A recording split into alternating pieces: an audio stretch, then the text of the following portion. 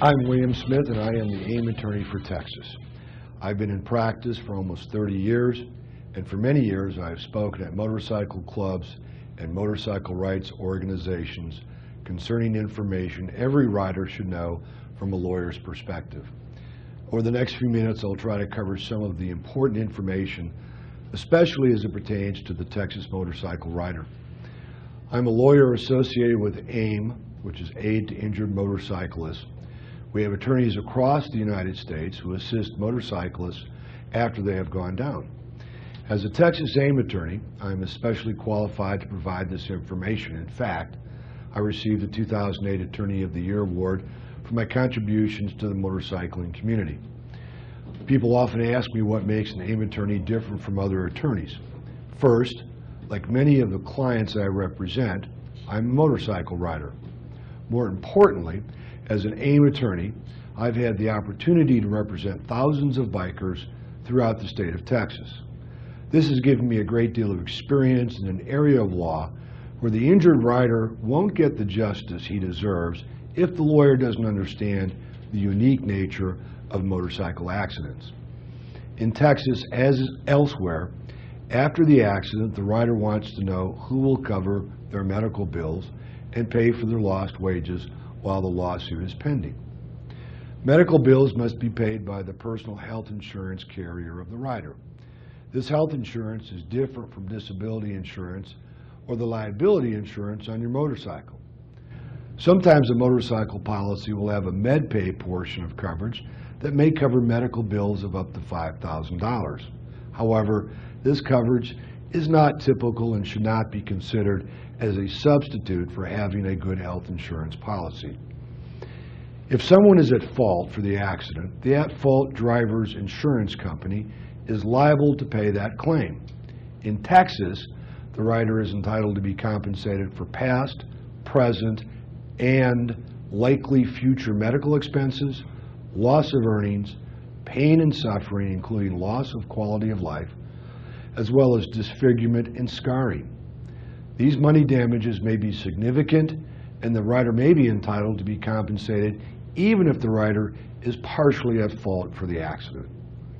This is why it's important to have an attorney experienced in handling motorcycle accident cases so they can best argue the relevant factors that should be considered in awarding fair compensation to the injured rider. The Texas rider should also make sure his own motorcycle is insured. This is the law in Texas and is required, but often the coverage purchased by the rider is misunderstood. Many times I've been told that the rider has full coverage. Typically that only means that they have collision coverage that covers the property damage to the bike and the other driver's vehicle, but they have minimum liability limits. In Texas, that means a $25,000, $50,000 policy which covers $25,000 per person with a maximum of $50,000 per accident, no matter how many people are hurt, with $15,000 in property damage to the vehicle. Higher limits are usually a $50,000, $100,000, or $100,000, $300,000, which usually does not cost that much more. However, what may be the most important coverage is UM/UIM coverage. This may be the most important part of your insurance policy. UM/UIM stands for uninsured, underinsured. This means that if the driver is at fault and does not have insurance or doesn't have enough insurance to cover your loss, your insurance policy will pay some or all of the claim. Every motor vehicle policy in Texas includes UM/UIM coverage unless you specifically reject the coverage in writing. When applying for a policy in Texas, please be sure you understand each type of coverage and don't let someone tell you UM/UIM coverage is not important.